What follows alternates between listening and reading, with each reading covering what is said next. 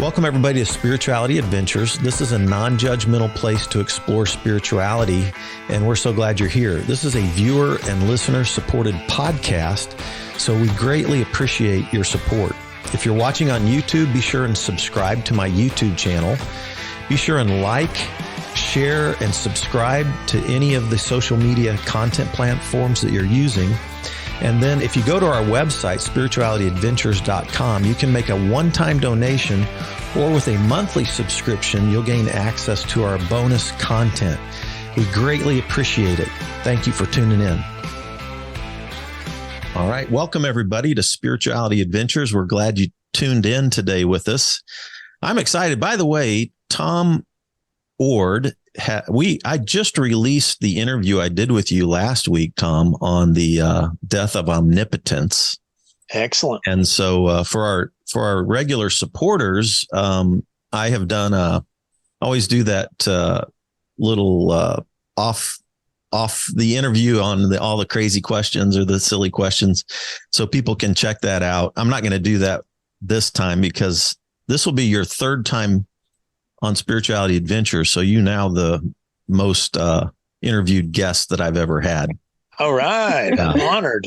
So yeah. And I've done this a little over 2 years. So over 100 interviews that we've released. And this will be the third one with Tom and my first one with Alexa, Tom's daughter. So thank you, Alexa, for joining us. Glad to be here. Yeah. So some of our folks can listen to Tom's long story. The first interview I did, we probably spent 15 minutes getting Tom's background and all that kind of stuff. But Alexa, why don't you give us a quick introduction to yourself and kind of where you grew up and, kind of your route to where you're at now. Absolutely. Yeah. I was mostly raised in Idaho, where my parents still live now. And then I moved out east for college and grad school. And now I live in New York City, in Brooklyn, where I work in student affairs at Columbia University.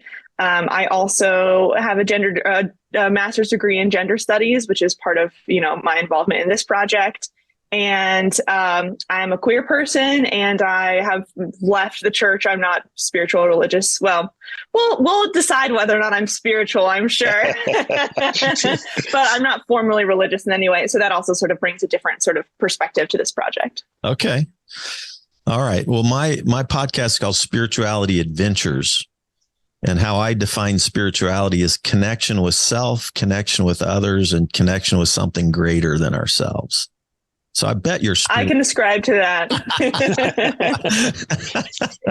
Anyway, but yeah, so that's what I wanted to first start off with. The interview, for those who are listening, those who are watching, you can see the backdrop that both Tom and Alexa have for the new book that just came out.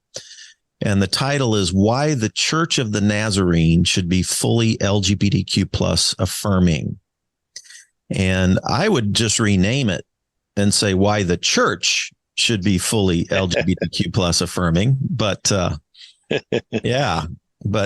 let's first start by what got both of you into this project and why now? Maybe I'll start, and then Alexa, you can pick up. Sure thing. I've been thinking about these issues for, a long time. 30 plus years ago, I changed my mind on these issues, but I'm an ordained elder in the Church of the Nazarene, which is a pretty conservative denomination with a Wesleyan or Methodist kind of theology. And people in the denomination, generally speaking, weren't ready to have any serious conversation about queer issues. So I made a decision earlier on in my life that I was going to try to help people think through these issues in a way that would be less public, work with my students and others. That was somewhat successful, but I always felt a little weird about that, in that I couldn't be at the front lines of the kind of discussion. But then in 2015, I lost my job as a theologian at one of the Nazarene universities. And that's a whole nother story. But that meant that I could change my strategy and how I talk about queer issues. And I began talking very publicly in podcasts. That got me in trouble. And eventually formal charges were placed against me in 2019. Or no, not 2019, let's see, got to get my 2021. There we go. 2021. And that led to a hearing in which I had to answer questions related to queer issues. And I gave a defense saying the denomination ought to change. The result of that hearing was that I was not disciplined, but I did have some roles taken away from me. And I started thinking, okay, maybe I should write a book. I've thought a long time about writing books it's one of the things I do as a theologian.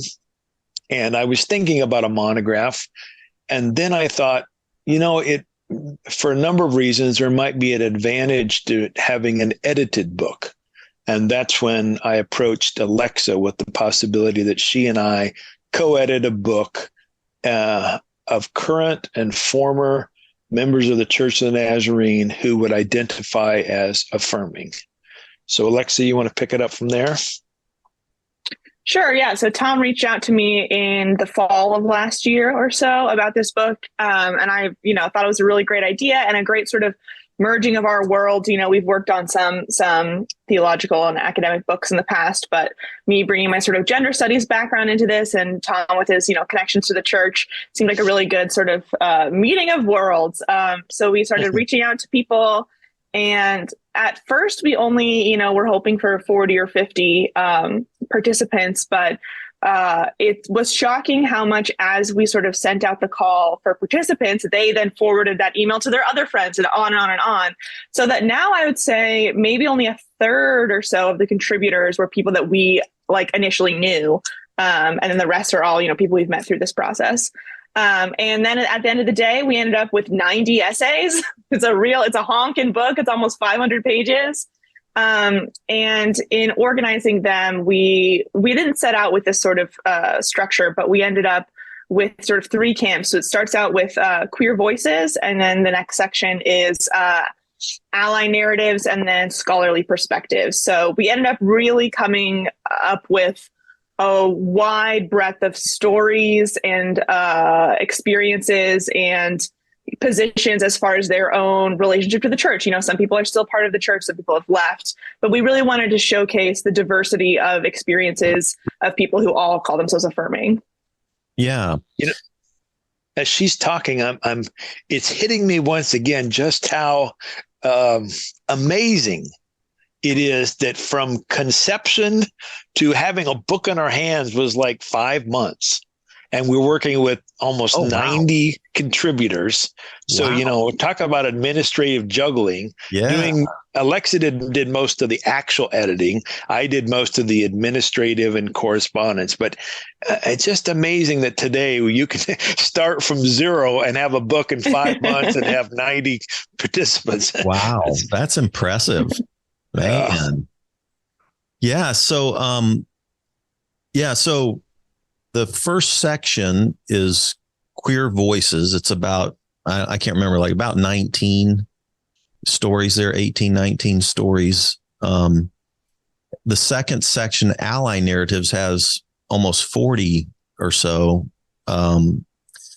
stories of people who express solidarity with the LGBTQ plus community. And then, but who aren't LGBTQ plus, but sometimes parents of LGBTQ, right? That kind of thing. And then the last section is about 20 articles, maybe close to it, from a scholarly perspective. And it could be on sociological issues, biblical issues, science issues, pastoral issues, that kind of thing, church issues even. Mm-hmm. So it's a great book, especially I think for people who are in the church world. Most of these folks are Nazarenes, so you warranted having Nazarene in the title, right? I noticed there was a there was a Methodist or two floating around in there, and I don't know, but most had some kind of connection to the Nazarene world, right? Is that? I think all of them did. Okay. Some of them are former Nazarenes who are now Okay. Methodists or Lutherans or something Right. else. But Yeah. I think all of them. Yeah. But I've never been a Nazarene, never been a Methodist. I grew up Southern Baptist, and I was a vineyard pastor for 30 years. And now I'm going through a process of getting standing in the disciples of Christ. And this is relevant for any denomination in America, in my opinion. So I'd encourage everybody to jump in and read it, and especially those who are still struggling with the issue and, wondering about it. We'll get into this more, but I do think there's a lot of good-hearted evangelicals who believe in God's grace and love in a big way. And if you give them enough time to think about it and enough good ideas to work in their brains, they can move on this issue, as Tom and I have done. So I'd say, like, hey, Tom, if you and I can change, anybody can change. There you go. And I'm older than Tom. Yeah. So I'm 62. Can we talk age just a minute here? Because I do think the age thing plays into this a little bit, right? In terms of the sociology of this issue. I'm 62. Tom, you're what, 50? I'm 56. 56. 57. 57. The math. Yeah, I'm 57. I'm 27, so you're 57. That's how that works. Oh, that's okay. All right. 27. So we've got two generations here, which are interesting how the generations break when we get to sociology. So I first want to ask you a couple questions about the queer voices and the ally narratives, but then I want to get into I want to talk a little bit about the sociological perspective, the biblical pastoral perspective, and the science perspective. So we'll leave more time for those things. But in terms of the queer voices, does one of these stories stand out to either of you? I know they're all great stories. You wouldn't have put them in there if not. But is there one that particularly hit close to your heart out of the queer voices? Yeah, I think, sorry, Tom, I'm going to take what might perhaps be your answer. But there are a couple of essays in there by a father and a daughter, and then they each wrote individual essays, and then they wrote a joint essay that was like framed as an interview about how the daughter, Allison, came out to her dad as queer, and he really wanted to be affirming and, really struggled with it, and the way he's now affirming. And it sort of documents how they have rebuilt their relationship together, sort of both working through this really hard moment together to get to where they are now, which is, still painful, but still very much connected and dedicated to each other. And we had just such an amazing moment. We did an online conference for this book featuring a handful of the contributors, and we had Allison and her father speak. And it was just so moving. At some point, I was one facilitating that night. I just sort of sat back and let them talk to each other, and it was just incredible to see how authentic and raw they were with sharing their perspective, and how real it is that even when you have come to an affirming place, there's still a lot of heartache there. And they were both sort of recognizing where each other were at. And especially, hosting that conference and writing this book with my own father, it just was really, really special to see, to hear the stories of families committed to working through things, even if it's hard. Yeah. Gosh. Yeah. When I'm looking at the list there, man, there's so many good stories. Mm-hmm. The majority of people in the queer section identify as female and are lesbians or bi. And I think that's interesting. We have some who are gay, some men, but I think maybe I'll point out one of the exceptions in this first section, and that is someone who identifies as asexual. So usually the conversation is same-sex attraction or, multiple sex attraction. In this particular instance, this person says she doesn't have the same kind of sexual attractions that people have. And that I hadn't really thought a lot about that, to be honest with you.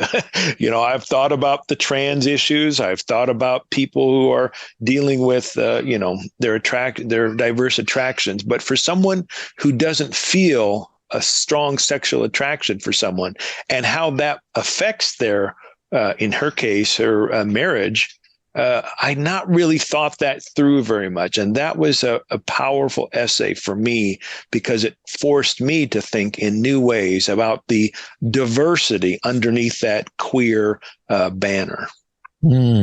Interesting. Yeah. Well, that's a whole nother, because of my own story, Alexa, I was married 37 years and then I've been divorced almost 4 years. But, but through this experiences I went through in my marriage, that issue is interesting to me. Yeah. I think about 10% of the marriages in America and Europe, I don't know if these statistics apply to other places, maybe even a little higher than 10% are sexless. Interesting. No sex. And there was a psychologist I heard do a TED talk on sexless marriages, and is very intriguing to me based on my my experience as a young evangelical. Yeah, a good young and I think evangelical. I think that thinking about asexuality and how the church sort of recognizes it is so important to sort of add nuance to our understanding of marriage and relationships and sex within a Christian context, because in our conversations with people, who are not affirming or, on the fence, or currently our denomination is trying to nail down its exact language about marriage and homosexuality. So often it's about God has ordained that you must marry. Like, it's a natural thing to be married in a sexual relationship that's heterosexual. And if we add a more diverse, colorful, nuanced understanding of how sexuality can look, from including sexualities that includes lack of sexuality, I think that really makes us reckon with, it can't be that black and white anymore. It's just, it doesn't fit with our actual experience. Yeah, absolutely. I've been also thinking about, Alexa and I had a conversation several weeks ago, maybe even a month ago, with an individual, and we got to speculating, and we started thinking about Jesus and whether or not Jesus had sexual attractions. And I don't remember the specifics about it, but we were, if Jesus is just like a regular person, then wouldn't we think Jesus has sexual attractions? Maybe he was attracted to women, men, bi, obviously saying anything other than women is going to make many people uncomfortable. But just saying Jesus had sexual attractions makes some people uncomfortable. But the alternative is that he didn't have sexual attractions. Therefore, he would be asexual. Therefore, he'd be a part of the queer community. So it's a really strange sort of set of issues when we think about this Jesus person who is described as fully human and fully divine, and what kind of sexual attractions he might have had. Yeah, that's a fascinating. I always thought, wouldn't it have been cool if Mary would have had twins, one boy, one girl, and then, we could have had all kinds of conversations. Anyway. All right. So the ally narratives are people who a lot of them were not people who were originally affirming, right? Mm-hmm. Mm-hmm. But then moved to that position because of what was the big factor that moved people from non-affirming to affirming? Yeah, absolutely. One of the most common reasons why people become affirming is because they know a close friend or family member who is queer, and from learning from their stories and their experience, they change their minds. I will also add, just to sort of make sure we're covering our bases here, that there are some folks or essays in the allies section that are written by queer people who couldn't be publicly out. So that's important to keep in mind, or folks who are parents of queer children who maybe were affirming already, or, or friends, they were affirming already, but just wanted to share their stories. But it is true that such a huge portion of our book and of, just experiences in the world come from close relationship with queer people that ultimately changes their mind. Yeah. Yeah.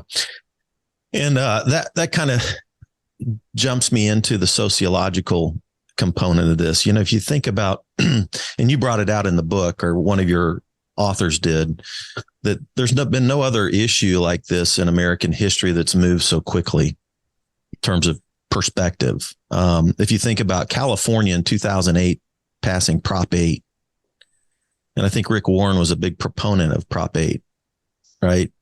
I don't know if you remember that or not, Tom. Yeah, I do remember that. Yeah, yeah. But I mean, literally got a vote in California to ban same-sex marriages, but then quickly overturned by the California Supreme Court. But just to think about, that was 2008. And in your sociological, one of the articles there, in 2010, 29% of Americans supported same-sex marriages. 2021, 79% of Americans support same-sex marriage. There's been no issue in over 200 years of American history that's changed so quickly when it comes to sort of a social, psychological, say moral issue, if you want to call it that, in the history of America. And I'd like to posit something there that as someone who is definitely not educated on church tradition and history, this is really coming from an inexpert perspective, but maybe either of you can supplement here with some cold hard facts. I wonder if part of the reason that drastic change was able to happen so quickly was because the shift within the church to have such a blatantly homophobic stance itself was very quick.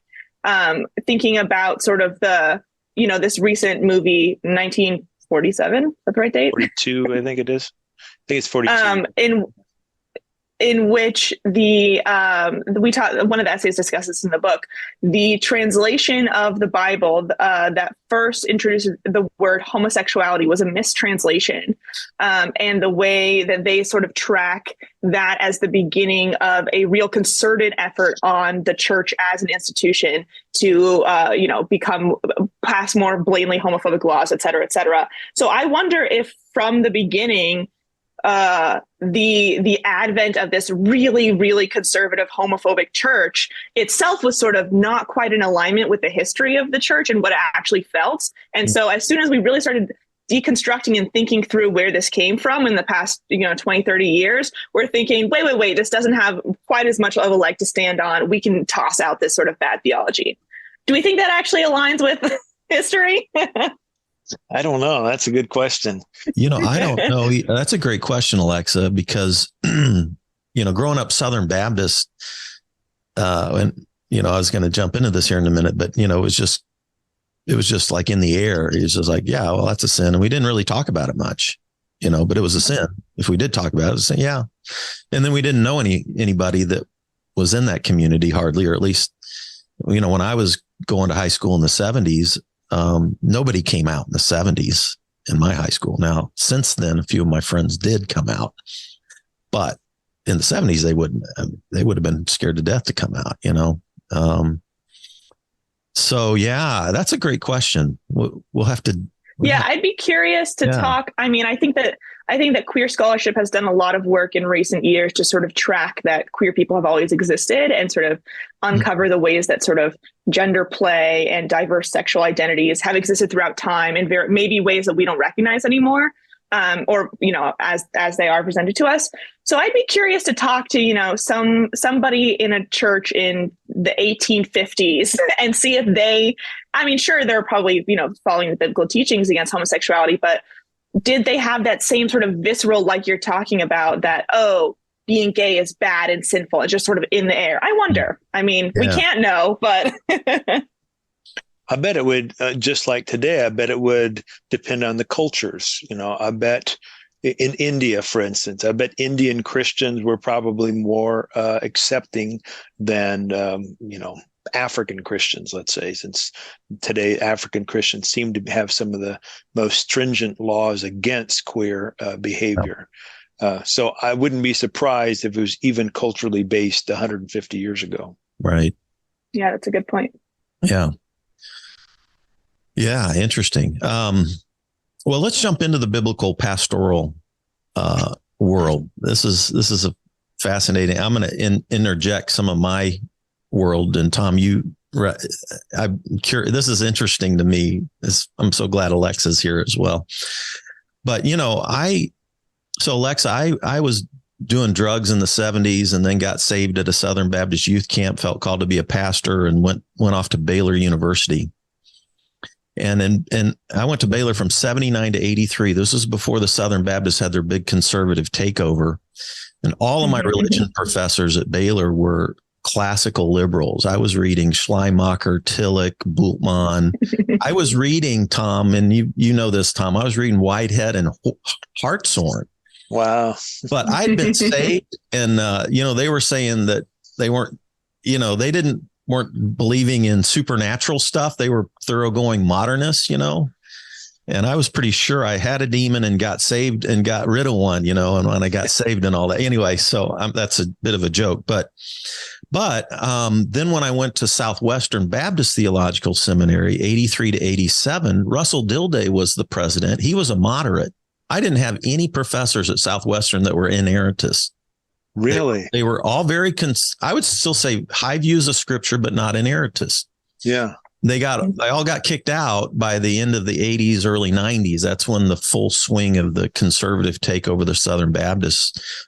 But one of the things that I have come to the conclusion of is that through my own experience as well, is that I bought into a shame-based sexual ethic, getting saved in the Southern Baptist world.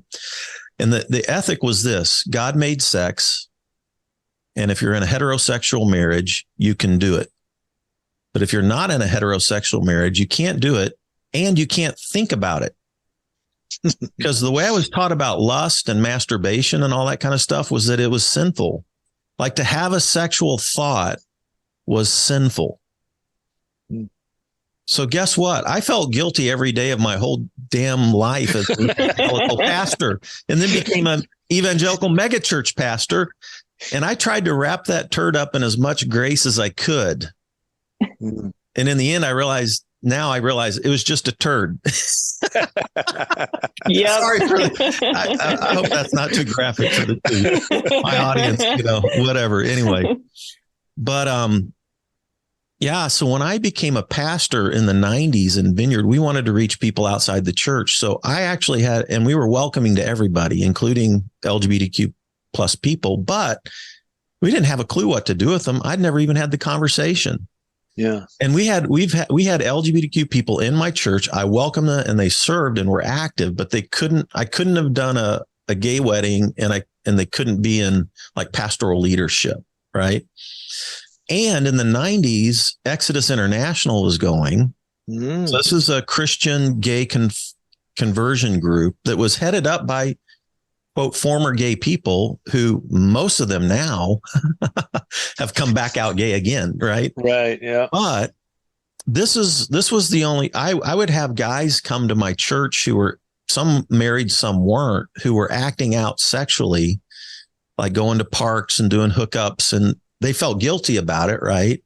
Some of them were married and doing that stuff. And like, we tried to help them. So we would connect them to ministries run by gay people, but that were conversion therapy. And there's a great movie that came out, or a documentary called Pray Away. Have you seen that, Alexa? No, but I'm very interested. You should watch it, because it goes through the history of Exodus International. And on my podcast, I've done over 100 interviews. I've got at least 12 with people in the LGBTQ community. Almost all grew up in conservative religious homes.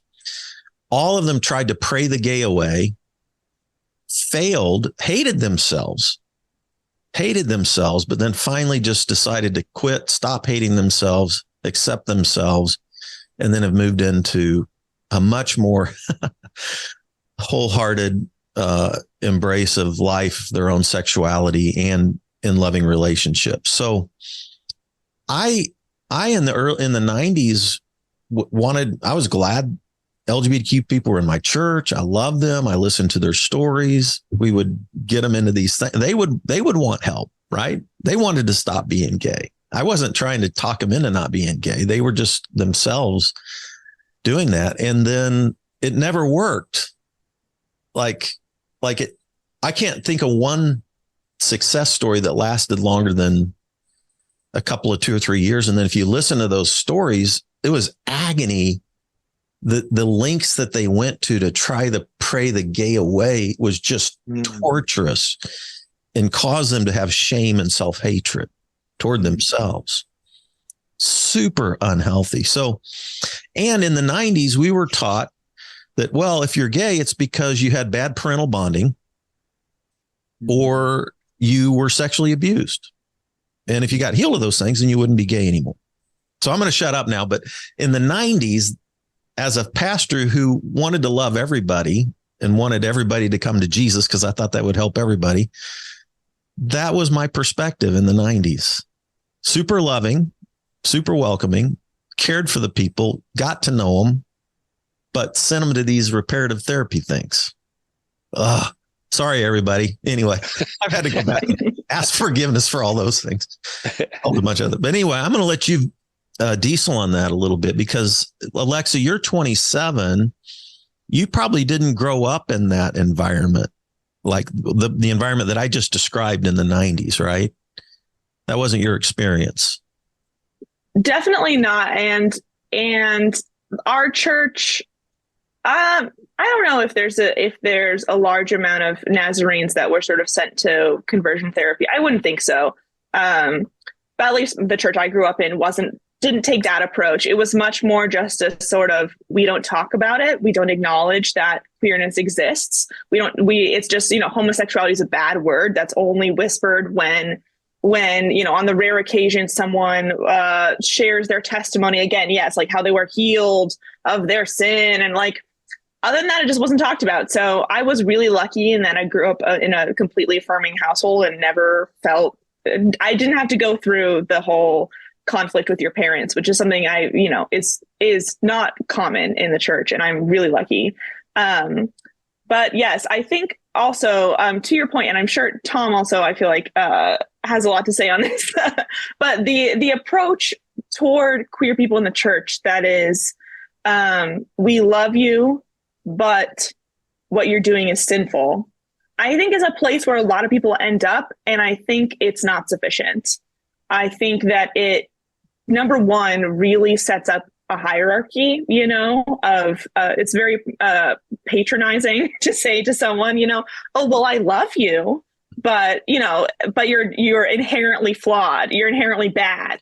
And additionally, you can't, what do you do with those people? If somebody tells me that, oh, they love me, but everything about me is wrong. Well, number one, I guess I'm just supposed to hate myself and never have sex for the rest of my life. Like, that's just incredibly depressing. And no wonder that people who are told that, have such high rates of other, mental health concerns and suicidality, et cetera, down the road, because I would say, and I'm sure Tom would love to pick on this, I would say that approach is not actually loving.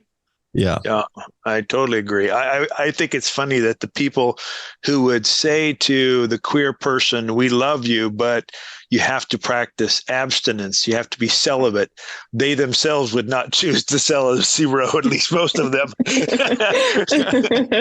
I think that just makes no sense.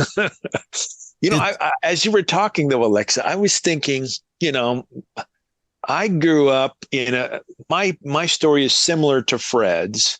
I grew up in the holiness tradition. So, of course, we had even stricter probably rules about morality and shame and guilt. And I still, just to be honest, I still wrestle with knowing what's shame and what's true guilt and that sort of stuff.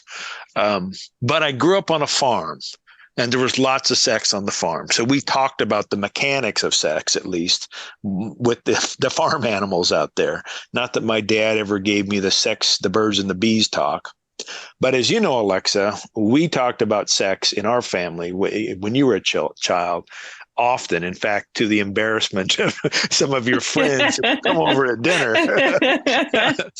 But do you remember, Alexa, at church, there was like a girls go away and talk about sex retreat with, I can't remember what it was called, but I remember having really great reservations about this because I knew that the person who was taking the girls away would probably present a kind of purity culture view of sexuality. Did you end up going on any of those, or not? I don't remember. I mean, yes, growing up in the church was a very unique experience as a child of the Oord family because we would on the way home from church have a little deconstruction session in which we talked about all our Sunday school lessons and whether or not we should really have what we think about those. But yeah, it's surprising to me that despite the fact that I grew up in such a sex positive family and it was so open and willing to talk about questions and just be frank in a way that still prioritized, sex or no sex before marriage or whatever. Like basically for people out there who think if you're going to be sex positive, the only way to do it is to teach your children that anything goes. Like my parents really maintained their beliefs in how they framed it. Despite that, I mean, I still carried a ton amount of shame and of the purity culture that I just absorbed through church. And, even if you try and push against that, it's real hard to shut that out. Yeah. Yeah. Out of all the people I've interviewed on my podcast in the LGBTQ plus community, all the people that grew up in religious homes had enormous shame and guilt around their own sexuality. And then, of course, as a heterosexual, because I wasn't supposed to think about sex, I did too. Mm-hmm. So the one thing I found out is that, I was in the Kansas City Star Sunday edition as a person who had morally failed sexually. The whole world found out about it. And I was like, I didn't care if I lived or died. I was so ashamed. Right. Yeah. My LGBTQ plus friends they loved me better than anybody in the midst of my own shame, not because of, I would say, I committed adultery. I sinned, right? They didn't, I don't equate those two, but they understood the shame component. They loved me better than anybody. And I'm so grateful, But I found one of the interviews I did was a person who's a guy medical doctor at UMKC who's gay, and he didn't grow up really in a religious environment. He never had really any guilt about it at all. I was like, wow, how wonderful. And I think what's important. Yeah, go ahead. Oh, go for it. I'm just saying all these religious people oh God, we wrestle over the sex issue, sexuality and sex and all. And like, I don't know any Catholics or Southern Baptists who feel awesome about their sexuality. Yeah, absolutely. Like it's not just shame for queer people. Every person in the church is taught that sex is shameful. I remember in high school, or I guess it was after high school, but one of my friends from high school who grew up Mormon, but I think that her experience, probably a lot of folks can relate to, was really disturbed by the fact that she was, the day before her wedding, sex was a horrible thing that was so shameful and would ruin her life if she even thought about it. And then the next day, she's supposed to be having sex all the time with her husband. And if we attach such moral weight and shame to it, like, she just felt this incredible disconnect and felt so dirty and gross having sex with her husband. That's supposed to be okay. So it's just, unfortunately, connecting shame with sex in the way that so many evangelical Christians do, or Christians in general. I think it really sets us up for an inability to have complex discussions about sexuality from, all kinds. It really solidifies it reflects a lack of imagination about what healthy sex can be in any context, gay, straight, whatever. Yeah. This gets me to one of my convictions that needs empirical testing done. So maybe you got some ideas, Fred, on how we can run some empirical tests to show what I'm about ready to say. The majority of people who are not affirming on queer issues also don't like talking about sex. At least that's my experience. So the more like, let me put it like this, the more comfortable a person is talking about sex in general, the more likely they are to be affirming. The less comfortable a person is talking about just sex in general, good, bad, whatever, the less comfortable they are or less likely they are to be affirming. Yeah. That's what I found. And I'd love to see somebody do an empirical study on that to see if I'm right about it. That's interesting. So funny. Yeah. I mean, my parents are 87 and 88, and they're coming to this DOC church with me. And, we're having a Pride Sunday this coming Sunday, Pride Month, all that. And that's why I wanted to get this interview in this month as well. And they've always just been super loving people. But like just a couple of days ago on Father's Day, we were all together, and my sister, I have 3 younger sisters, and we were all talking about it. And they got off on when Fred talked about sex at church, Mom would get all uncomfortable. Yeah. Those are my mom's least favorite messages that I ever did. And I got to say, I mean, if you need an incentive to become affirming, if Tom's hypothesis is right, that the more affirming you are, the more comfortable you are talking about sex. We know the more comfortable you are talking about sex, the better sex you're having. So if you want a better sex life, become affirming. There you go. We need to bottle this up and sell it. I'm going to do every other podcast on sex now. That's how this is going to go. I love it. That's funny. That also reminds me, Tom, of, I mean, it's just a throwaway, but a real litmus test, I think, which, Fred, you did pass. But a real litmus test for me for when I'm talking to someone about queer issues, if they stumble over saying LGBTQ, I know they're not thinking about this issue very much. It's a real sort of tipping point for me of like, oh, interesting. I'm curious to see what you say. But if you feel like you can say, I mean, not to make everyone self-conscious now, you're going to trip over your words, but I feel like if you can say LGBTQ, somewhat, and it rolls someone off the tongue, that means that you're committed to talking about these issues, and you probably have queer friends. This isn't a foreign concept to you. Yep. There's phrases and words, aren't there? I've done a ton of interviews with the best indie musicians in Kansas City. Many of them grew up in churches, started singing in churches, have left the church, and many of them are in the LGBTQ plus community. And I've interviewed most of them in Kansas City, right? And they become cool friends. And because my church is open and affirming, I don't have a worship leader because it's a small church. We don't have a budget. But they're rotating in, even though they have not been in church, they're rotating in and leading music in my church, which has really been fun, to where it integrates with who they are now.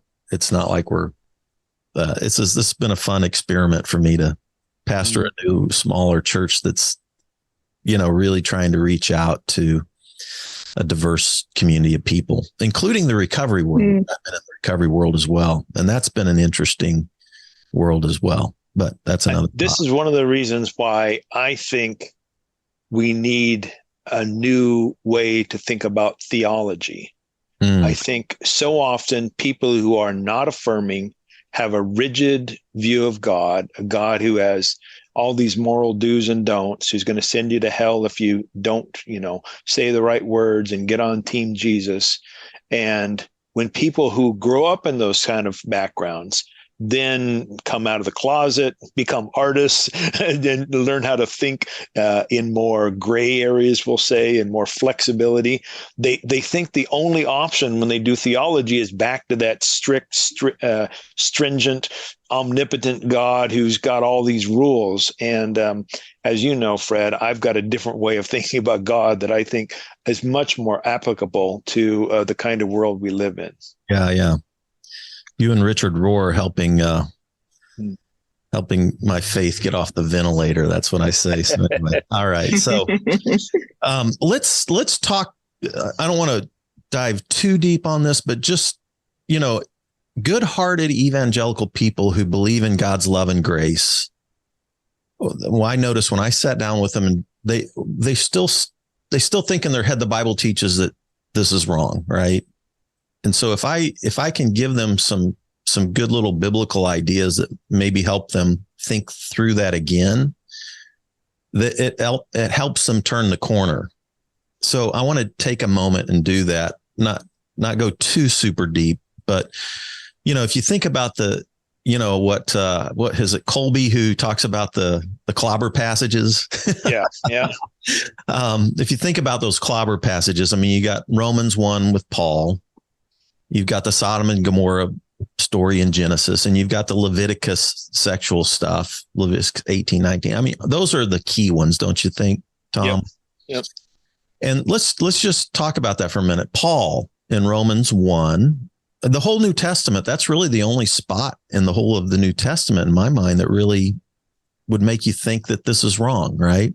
Yeah, there's a few instances in which words have been sometimes translated in ways that sound like they're referring to queer issues, but right. The really only serious discussion in these few verses in Romans is.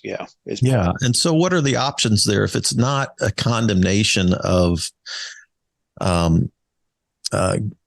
gay sex? What is it? What's the options?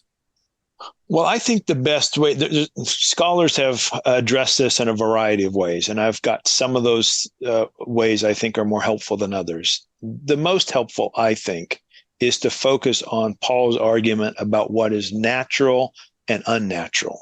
So the text says something like, women exchanged what was natural relations for unnatural, and men did the same. And so that has been interpreted as, exchanging opposite sex or heterosexual sexual activity for same-sex behavior, or same-sex sexual activity. But a lot of it hinges on what we mean by natural. Now, the folks who are not affirming will say, look, penises go in vaginas. That's how reproduction happens. So obviously that's natural. What they often don't know are a couple of things. One is that the same word that Paul uses there to talk about natural is a word he uses when he says elsewhere that it's unnatural for men to have long hair. Well, in our culture today, we don't think that's unnatural. We think that's just a cultural preference. So is it the case then that there's a cultural preference at play for Paul? Does Paul think that, there's something going on there that's very culturally based? So that's one way to go at things.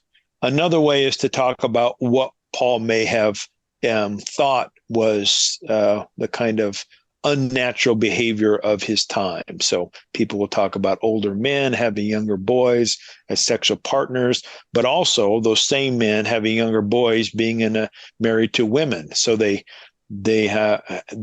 were either bi, or this was some sort of a cultural expression for men and younger boys. And that's what Paul was condemning. Those are probably the two major responses from affirming people to those kinds of passages in Romans. I could give you some others, but those are probably the two major ones. I think, and then I would say the third, if I added one, would be the temple prostitution stuff. Sure. Yep. That's the fertility cults. And Paul typically, no, there's nothing wrong with meats offered to idols if you're not going to the pagan temple to get it. If it's outside in the marketplace, away from the temple, it's no big deal, right? But if you're going to the temple to do but anyway, I was translating a passage from an Akkadian text. This had been 2500 BC.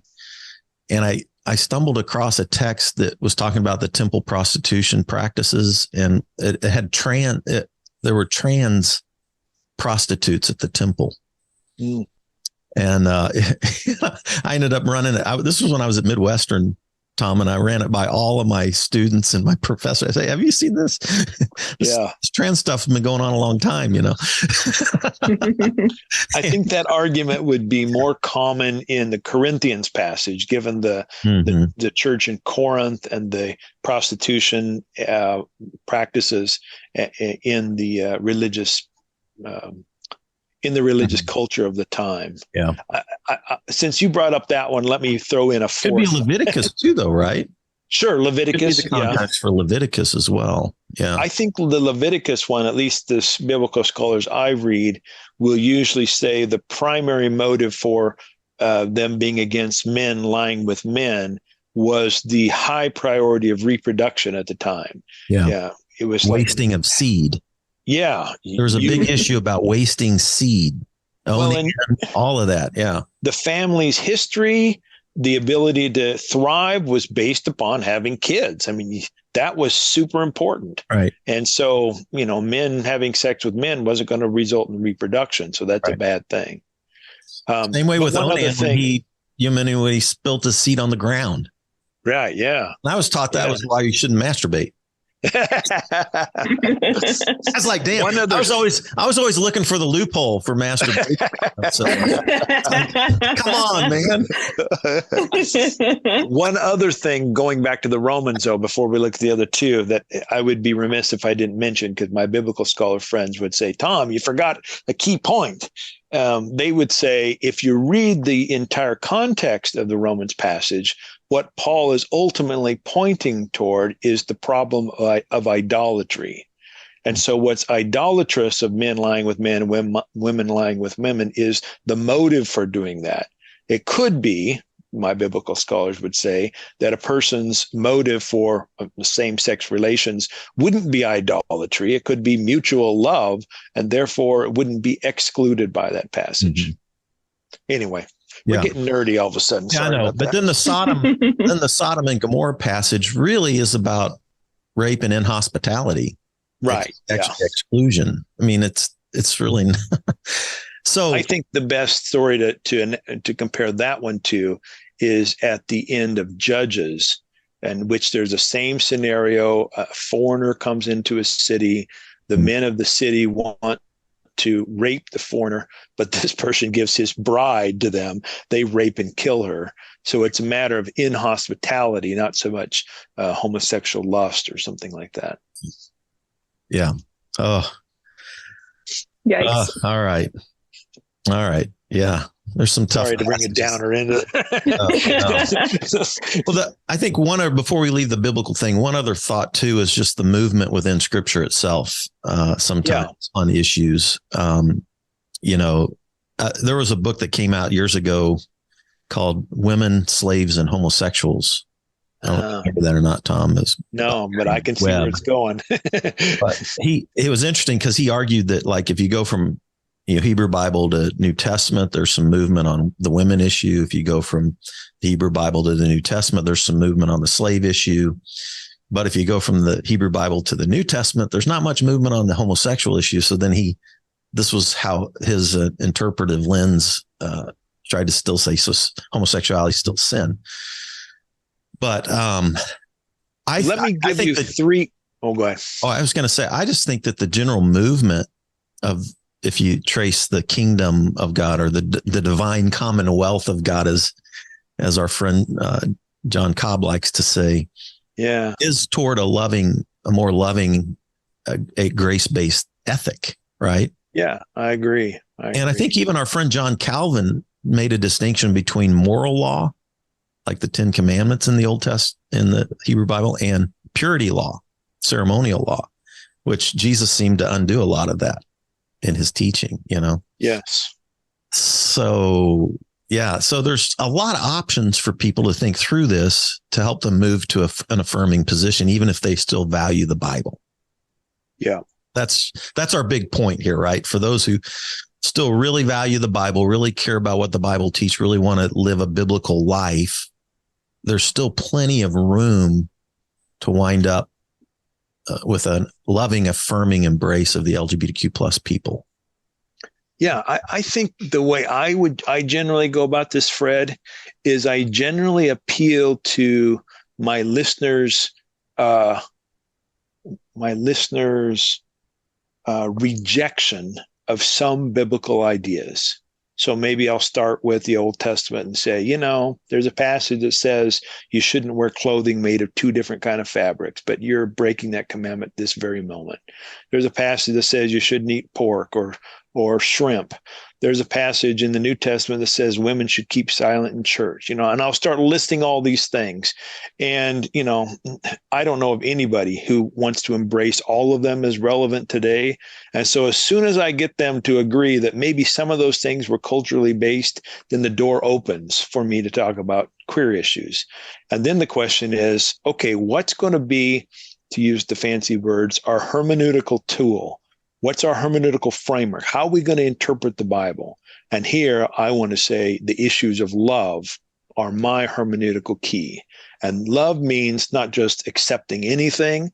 Love means what is promoting well-being, what's healthy. And I think there are plenty of queer same-sex or queer relationships, same-sex sexuality behaviors that are healthy, not unhealthy. Yeah.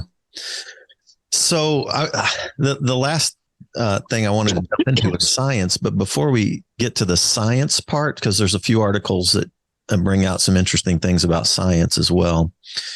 Before we get to that, I'm curious if you're willing to talk about this, Alexa, like your journey. You at the beginning of the podcast, I think you identified as queer, and you grew up in a Nazarene home with a Nazarene ordained elder. So, yep. Yeah. So, and here you are loving each other, and your dad is affirming, which is a beautiful thing. Like, you've heard enough horror stories, right? Yeah. To know absolutely. how precious that is, isn't?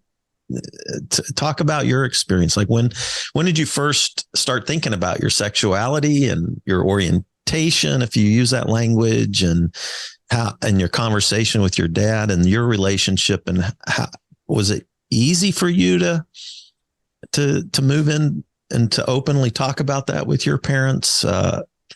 Have you always felt affirmed by them? I don't want to dig too much, but whatever your yeah, sure. I'm curious your experience with your parents. Yeah. As I sort of touched on earlier, I was really lucky in that my parents were affirming my whole life. And so I never really had to have this big sort of reckoning. And because of that, because my parents were already affirming, from my entire life, there was always sort of an option. Like, my parents were careful to sort of say, oh, whoever you marry, or, if you get married, etc. And to always left room for us growing up to identify as whatever. It was less of like, oh, yes, we will be affirming if you come out as queer, but we assume you're heterosexual. That was never the tone. It was just sort of like, well, you love who you love, and I guess when you grow up, you'll let us know, or whatever.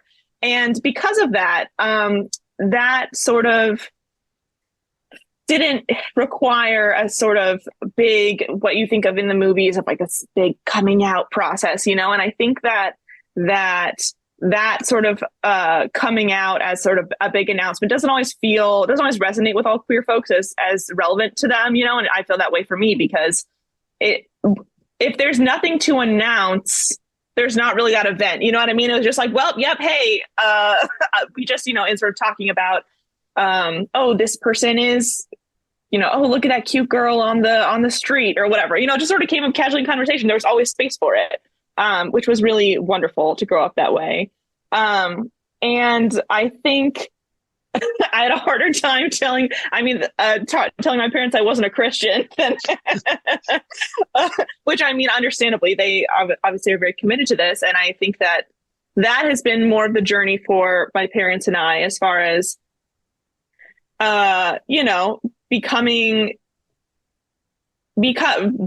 into a new relationship as we're both adults now. I think that is just part of the journey of any parent-child relationship, and seeing in each other the way that we each want to live our lives and the commitments and values we hold, and how those really do overlap in so many ways. And even though we don't put the same label on it, or maybe add some of the addenda aren't the same, we're still really aligned. And so yes, I'm lucky in that my family and I have always really been committed to each other and been alongside each other for the journey.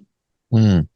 And did this motivate you into your current field of expertise at Columbia University? You're a professor in gender studies.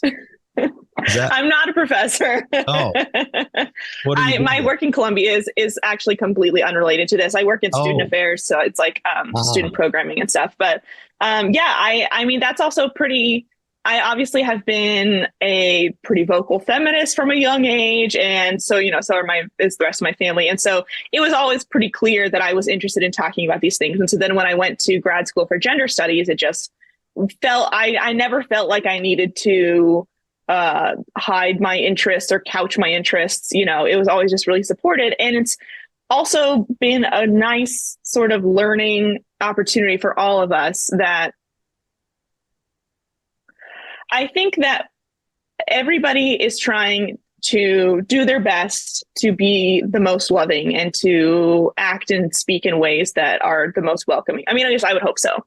And part of going to grad school and being really interested in these issues, an effect of that was me gaining some degree of expertise on the types of language and ideas that are sort of the queer community is interested in and committed to. And my family has really been really open to entering those conversations together. And we've developed sort of a good open communication about, okay, well, we want to talk about these issues, and maybe Alexa knows the technical terms. And so it's nice to learn from that, but also it's not a dynamic of shaming or like tisk, like I understand that where everyone's heart is. And if I can share information about, actually people prefer this other term, I think that could be useful. Mm-hmm. Would you say, Tom, that's accurate? I'm characterizing our relationship here. Yeah, I would say that, thanks, Fred, for having a forum for us to talk about some of these things, because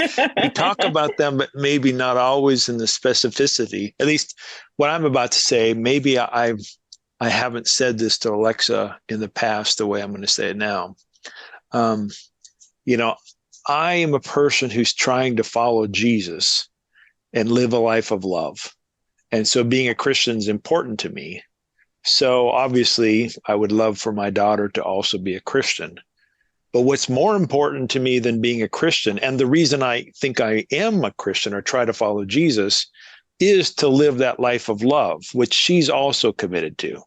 So maybe I could put it this way. If I had to choose between my daughter being a Christian or her living a life of love, I'd go living a life of love over being a Christian.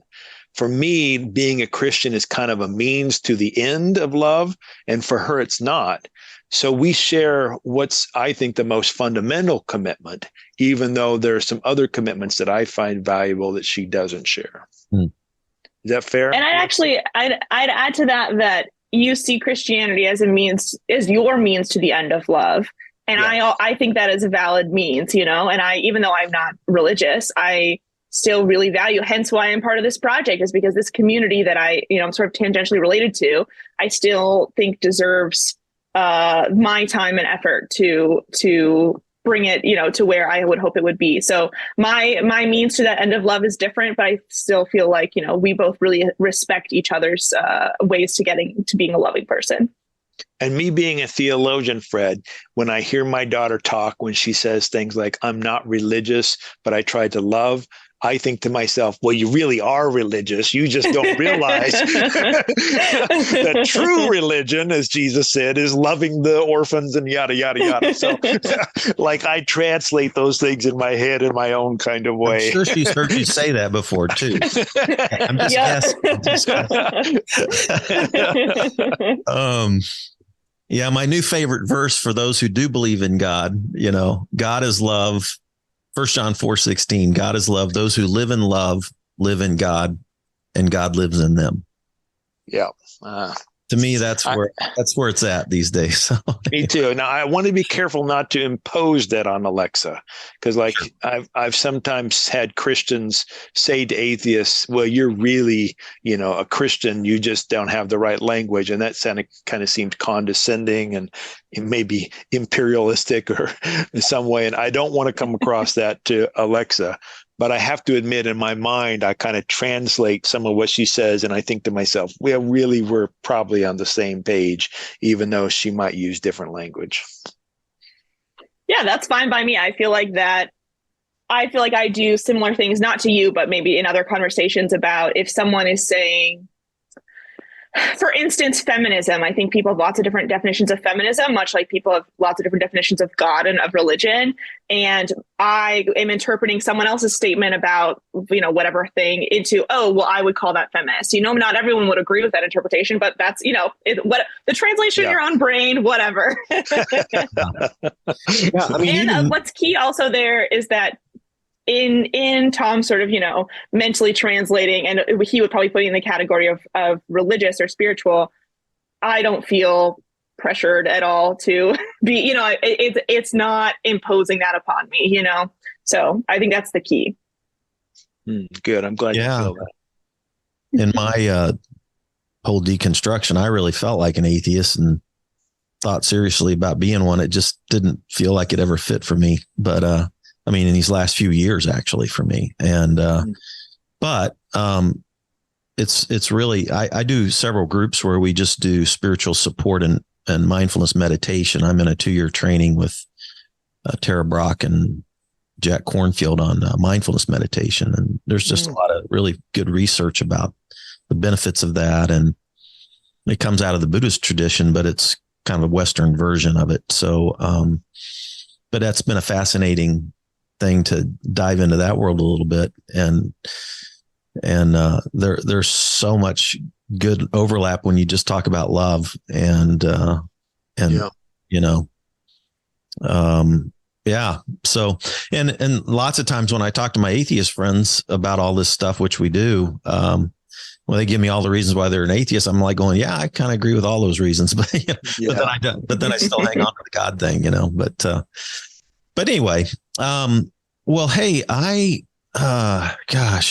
science, let's just chat just a quick bit about science, because I think even this opens up some things a little bit. For example, like the chromosome issue.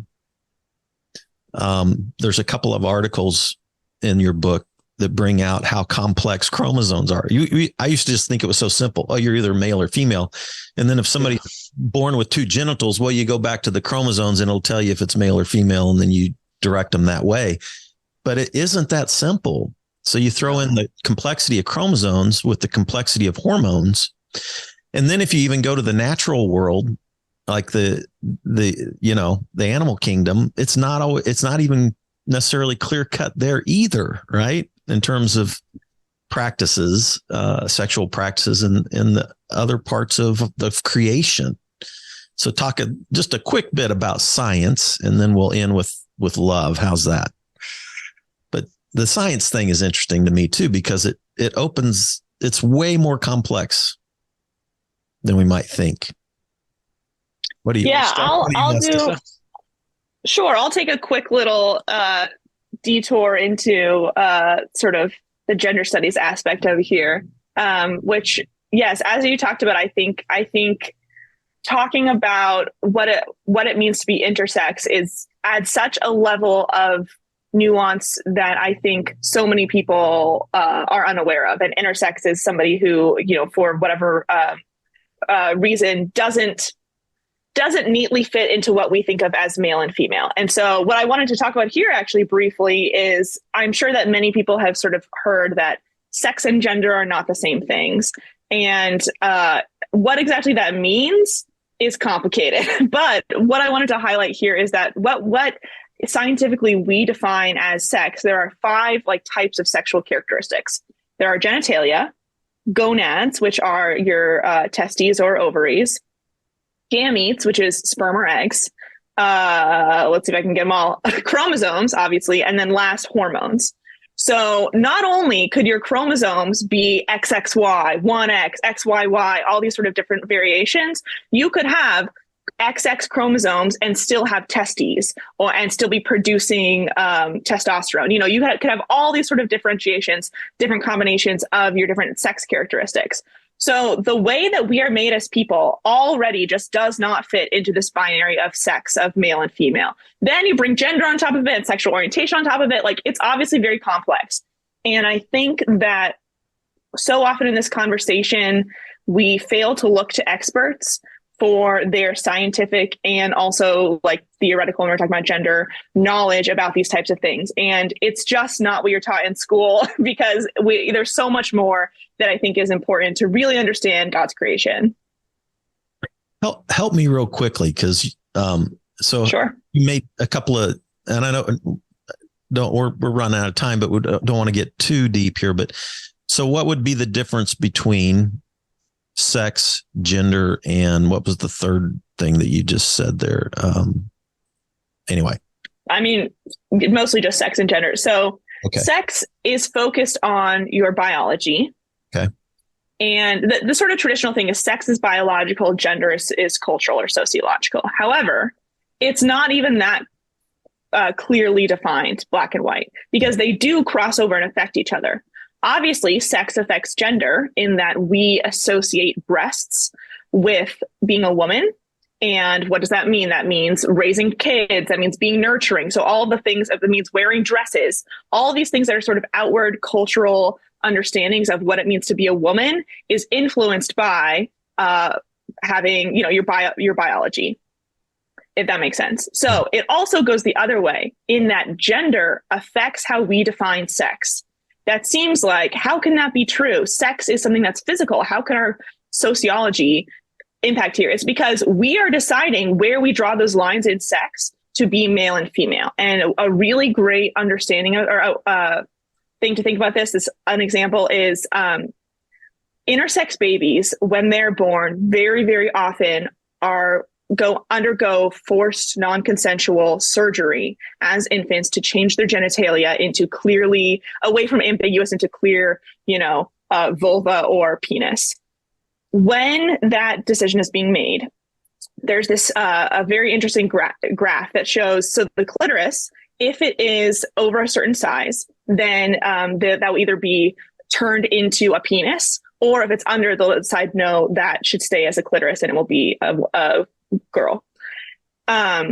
There's a very interesting study that shows that if the clitoris is over, let's say, 1 centimeter, the doctors will call that a penis. However, the length that it needs to be determined as a penis for the parents is much smaller. If the parents see the tiniest hint of a clitoris, they think that is a penis. It is long enough. That's going to be a male. So the way that our cultural understandings of genitalia and of whether or not it's better to be a man or a woman and what it means to have any sort of large genitalia is influencing how we determine this sexual characteristic into the bucket of male or female. So a bit of a detour. I hope that you're intrigued by this. I'm fascinated by gender studies. So fascinating. Oh my gosh. Well, is it appropriate to talk about sex fluidity and gender fluidity? Is that bad language? Sure. I wouldn't hear the term sex fluidity, but yeah, carry on. Well, it's just like if the chromosomes are way more complicated than we ever realize, and the hormones on top of that are way more complicated than we ever realize, it creates a fluid kind of environment, even biologically. Mm-hmm. That let me make a case for sex fluidity. Can I do that? And then gender fluidity as well. And then let's just not get hung up about it. Let's love. I think that's where I'm at right now. I think it's pretty easy to make a case for gender fluidity because we usually think of gender as very highly influenced by environmental factors, et cetera, culture. But here's my case, Alexa, for sexual fluidity. There's a recent paper done by a biologist and philosopher who look at environmental factors related to whether or not fish end up taking female or male actions in reproduction. And this paper shows that it's environmental factors that determine whether the fish will end up being the female or the male. And then they show how fertilized eggs can be manipulated such that the resulting individual is either male or female, which I think is really important for the little kind of aside you said earlier, Alexa, about God-given or something like that, because so many people have said, oh, well, God decides whether you're male, female, or if they're enlightened. God decide you're intersex. God decide whatever your chromosomes are. God makes all these decisions. But there's so much evidence to suggest that there's environmental factors that play a role. And while I'm not dismissing divine action, I believe in God. I think we need to say there are a variety of forces, factors, actors in addition to God that go into sex and gender. What do you think of that, Alexa? Yeah, I'll concur with that. I was not balking at the concept of sex fluidity. I just was going to say that's not necessarily a term that is. Okay. I feel like gender fluid is more of a term, but sex fluidity, it's not a bad term. It's just not, I don't know what we would call it. Not in academia. Sexual diversity. Academia is not using that term, right? Right. Yeah. Oh man, I could talk to you guys all day about this. Guys and gals. All right. Yeah. Us gender fluid people. All right. So anyway, I have this dream, Fred, of doing a lecture in front of a whole bunch of pastors in my denomination and having a PowerPoint slide that shows a wide variety of genitalia in length and size and all this sort of stuff. It would totally, make some people squeamish, but then say, look, this is the biology. You can't deny what you're seeing right here. Now imagine that this also applies to gender and say there's fluidity here, there's diversity, etc. I think even though that would gross some people out to see all the genitalia on the screen, I think that would help them to come closer to getting rid of this strong binary views of things. Oh. Mm-hmm. All right. Invite me, Tom, and I'll be in the amen chorus. You like in the black church, preach on, brother, preach on, All right. Well, we've run out of time, but this is amazing. I want to encourage everybody. Pride Month, this will come out. You'll be hearing this as we do it. So the book, which I would just say why the church should be fully LGBTQ plus affirming. Thank you, Alexa. What a delight. Thanks so much. Thank you so much. Yeah, I might, you never know. When I start getting to know people, I just, I keep bugging them. So anyway, you never know. You might. Maybe I'll beat Tom's record. Right. Oh yeah. Yeah, we could come back into the whole deal on gender stuff. That would be fun, actually. Well, Tom, thanks so much again. Alexa, thank you. And and you have, is it two other sisters, right? Alexa? Yes, I'm in the middle. Yep. Okay. Yeah. So a shout out to your whole family. I'd love to meet the others. It sounds like a beautiful family. Thankful for you putting this out there. I know Tom will take probably more hits than maybe you do, Alexa, for this. I don't know. But thanks for the courage to do this, Tom. I think it's a needed message. And I think we're on the right side of history trying to bring this to the forefront. I think give another generation and we'll see even bigger changes in the church, so. Yeah, I think you're right. I really do. And love's the key, right? Yep. Press into love. We all agree on that one. Thank you so much. Thanks everybody for tuning in to Spirituality Adventures, and hope to see you next time. Take care. This concludes today's episode. Thanks for tuning in and listening. Remember, if you're watching on YouTube, subscribe to my YouTube channel. Remember to like, share, or subscribe to the social media platform that you're using. And then go to our website, spiritualityadventures.com, and make a one-time donation, or you can subscribe monthly and receive our special bonus content. Thanks so much.